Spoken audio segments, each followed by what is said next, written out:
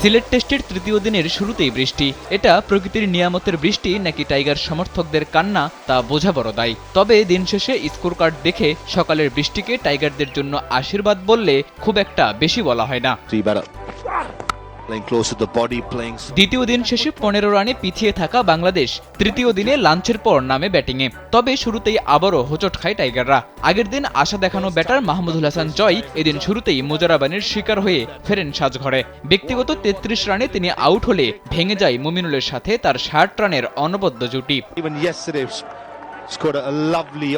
প্রথম ইনিংসের মতো দ্বিতীয় ইনিংসেও দৃঢ়চেতা ব্যাটিং করছিলেন মুমিনুল হক। এদিন তাকে যোগ্য সঙ্গও দিয়েছেন ক্যাপ্টেন নাজমুল হোসেন শান্ত। তবে অর্ধশতক থেকে মাত্র 3 রান দূরত্বে নিজের উইকেট বিলিয়ে আসেন অভিজ্ঞ এই ব্যাটার। ঢাকার ভেতরে এয়ারপোর্টের উল্টা দিকে প্রকল্পের সিকিউরিটি ভালো, লোকেশনও ভালো। 3টা প্লট নিয়ে নিলাম। নে বাবা, তোরা এখন নাকে তেল দে ঘুমা। মুমিনুলের পর আরেক অভিজ্ঞ ক্রিকেটার মুশফিক এদিনও ছিলেন ব্যর্থ। প্রথম ইনিংসের সমান সংখ্যক রান সংগ্রহ করতেই শিকার হন মোজারাবানির। অল্প সময়ের ব্যবধানে দুই অভিজ্ঞ ব্যাটসম্যানকে হারিয়ে খানিকটা ব্যাকফুটে থাকা বাংলাদেশকে পথ দেখানোর জন্য ক্রিজে ছিলেন কেবল শান্ত ও জাকের আলী অনিক। দিনের শেষ ভাগেও টাইগাররা পেয়েছে এক্সট্রা অ্যাডভান্টেজ। নির্ধারিত সময়ের 1 ঘন্টা আগে আলোক স্বল্পতার কারণে খেলা শেষ হওয়ায় আর কোনো উইকেট হারাতে হয়নি বাংলাদেশকে।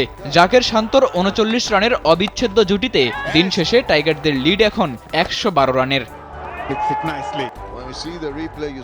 সিলেট টেস্টের প্রথম ইনিংসে 191 রানে অল আউট হওয়া বাংলাদেশ দ্বিতীয় ইনিংসে এখন পর্যন্ত যেভাবে ব্যাট করছে তাতে টাইগার সমর্থকরা আশা দেখতেই পারে। তবে জিম্বাবুয়ের বিপক্ষে এতটা লড়াই করে জিততে হবে এমনটা হয়তো স্বপ্নেও ভাবেনি কেউ। চতুর্থ দিনেও আছে বৃষ্টির সম্ভাবনা, যা সত্যি হলে টাইগাররাই পাবে বাড়তি সুবিধা।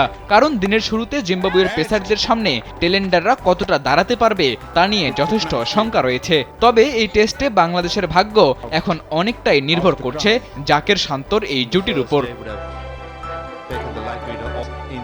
সাদাতুর রাফি, কালবেলা।